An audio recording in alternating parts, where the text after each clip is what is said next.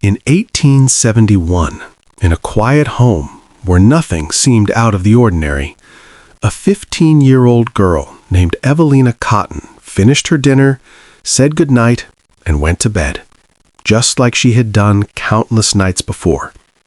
There was no sign of danger, no warning, no strange symptoms, nothing that could have prepared her family for what would happen next. Because by morning, Evelina Cotton would not wake up.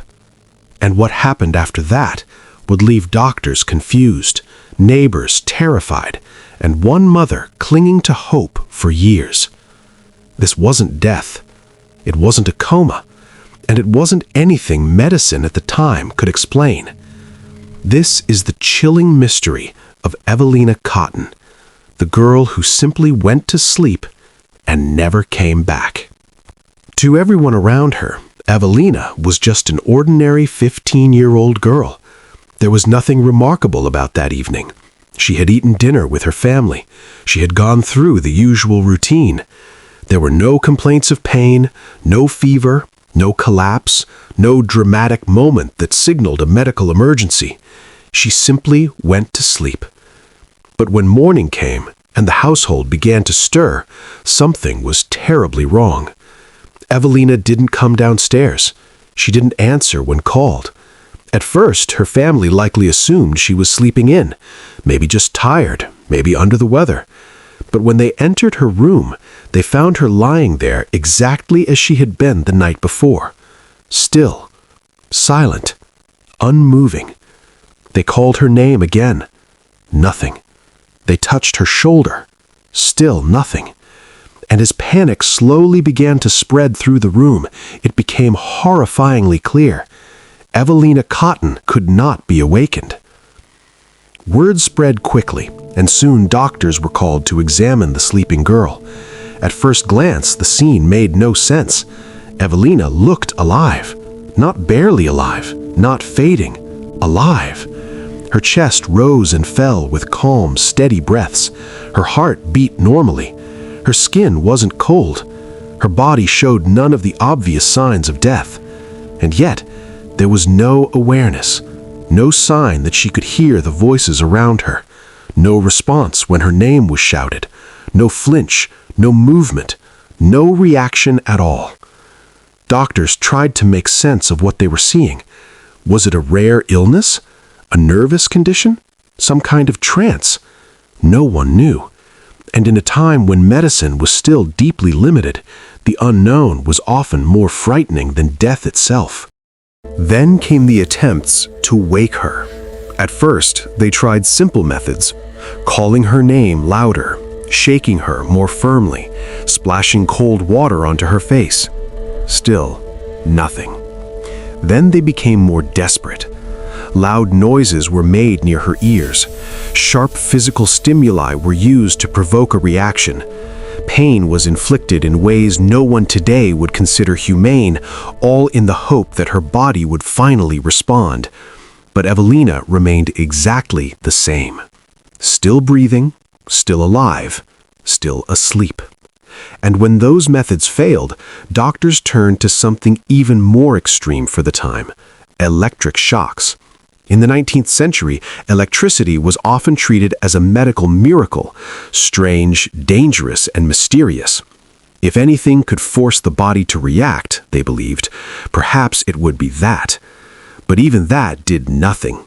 No gasp, no twitch, no cry, no awakening.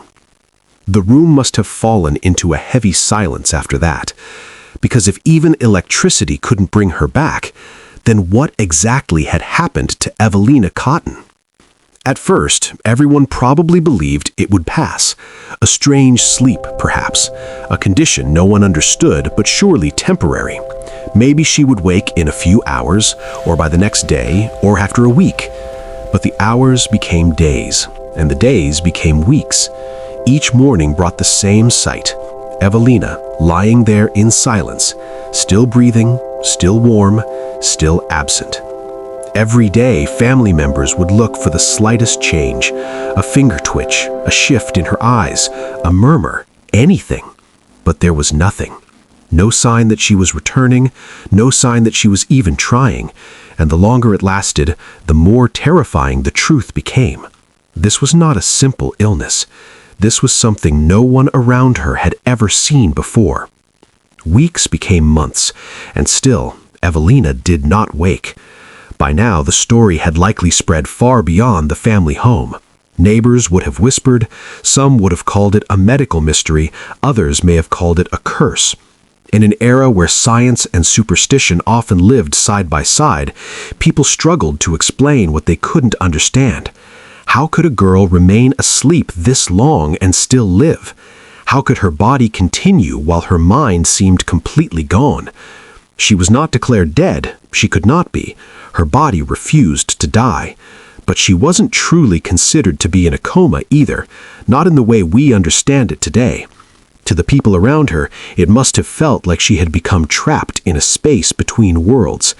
Not fully here, not fully gone, just suspended in a state no one could explain. And that uncertainty made the mystery even darker. But while the world whispered, one person never stopped believing. Her mother. Where others may have seen a hopeless case, she saw her daughter, not a body, not a mystery, not a medical curiosity, her child.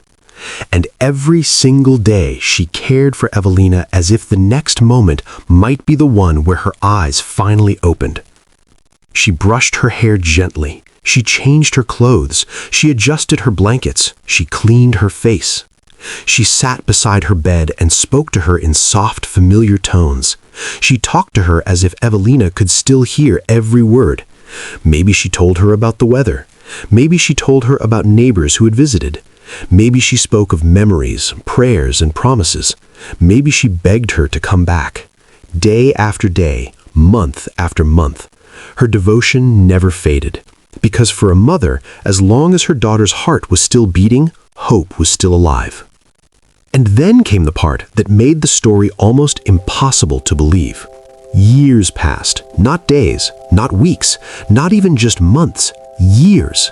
Seasons changed outside the window again and again. Summer sunlight gave way to autumn leaves. Winter frost crept across the glass. Spring returned. And through it all, Evelina remained in that same strange, unreachable sleep. The world around her moved forward. People aged, children grew, life continued.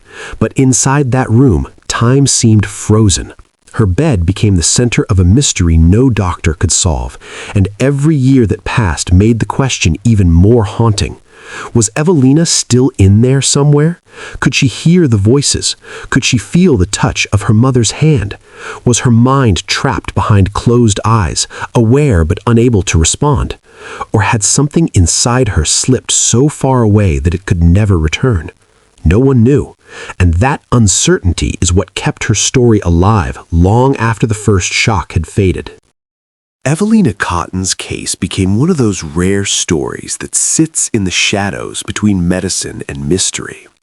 A teenage girl goes to sleep after dinner, and by morning she is still breathing, still alive, but unreachable. Doctors failed, pain failed, electric shocks failed.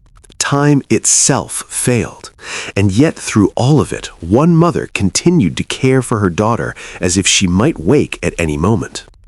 That may be the most haunting part of all. Not just the mystery of the sleep, but the hope that refused to die beside it. Because sometimes the most terrifying stories aren't the ones filled with violence or blood. Sometimes the most disturbing mysteries are the quiet ones. A bedroom, a sleeping girl, a family waiting for an answer that never comes, and a single question echoing through the years. What really happened to Evelina Cotton? What do you think happened to Evelina Cotton? Was this a rare medical condition far ahead of its time? A deep, unexplained trance? Or something far more mysterious? Drop your theory in the comments.